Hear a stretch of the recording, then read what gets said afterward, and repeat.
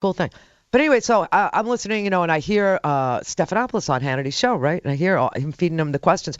Turns out that there were talking points sent out. That there's a guy, some of you know him, most don't. There's this guy named Malzberg. He's also a right-wing blowhole. He had George Stephanopoulos on his show, too.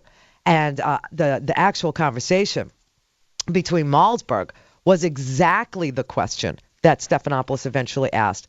Hannity said there are two questions I don't think anybody has asked. Barack Obama, and I don't know if this is going to be on your list tomorrow, the only time he's ever been asked about his association with Bill Ayers, the unrepentant terrorist from the Weather Underground, who on 9/11, of all days, the New York Times was saying, I don't regret setting bombs, I don't think we did enough.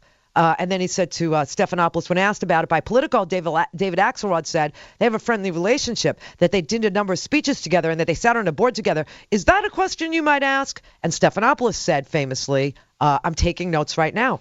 And there was another conversation that was had with Stephanopoulos on another show with this monster Malzberg, who actually was George Stephanopoulos couldn't formulate the question on his own, even though he was prompted to do so. He's on. It's the Steve Malzberg show on the Lusinist station in New York. Believe it or not, WOR. Yeah, and so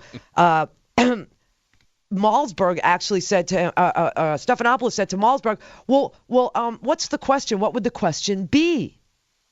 And Malzberg said, William Ayers is a man who was head of the Weather Underground, a radical group in the 60s and 70s, set bombs at the Capitol, set bombs at the Pentagon, and was quoted in the New York Times. Oddly enough, of all days, you see how this all begins to look like they're reading, right? On all days, saying that it didn't go far enough. He doesn't regret it at all, and he wished he could have done more.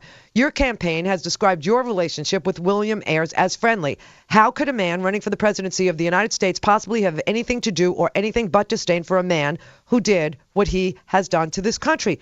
And Stephanopoulos says, that's a damn good question. Then Stephanopoulos shows up at the debate, and if you'll play cut 2, Johan, it'll only take us exactly 16 seconds. After these 2 radio interviews with Sean and Malzberg, who obviously are reading it off of Talking Point because they said the exact same words, to Stephanopoulos, who was making the rounds to promote his punditry on ABC for the debate. This is exactly what came out of Stephanopoulos' mouth. On 9/11, he was quoted in the New York Times saying, I don't regret setting bombs. I feel we didn't do enough. An early organizing meeting for your state Senate campaign was held at his house, and your campaign has said you're friendly. Can you explain that relationship? Damn good question, George. You think of that yourself? Well. No, I didn't. And that's why everybody is writing to the media. That's why the media is now having to apologize. That's why it is a shame. It is an embarrassment for ABC, which always had, some dignity and integrity surrounding its brand of news. And now it's just all in shambles. And, every single solitary journalist in this country who writes for newspapers or reports on me, Howard Kurtz, who is no liberal, trust me.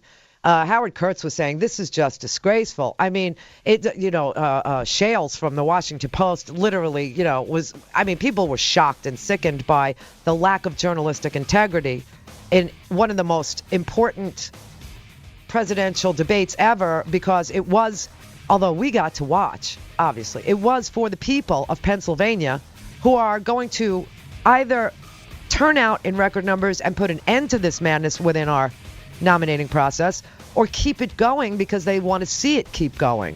It's up to them, really. So this was, and we're in the middle of a crisis, man.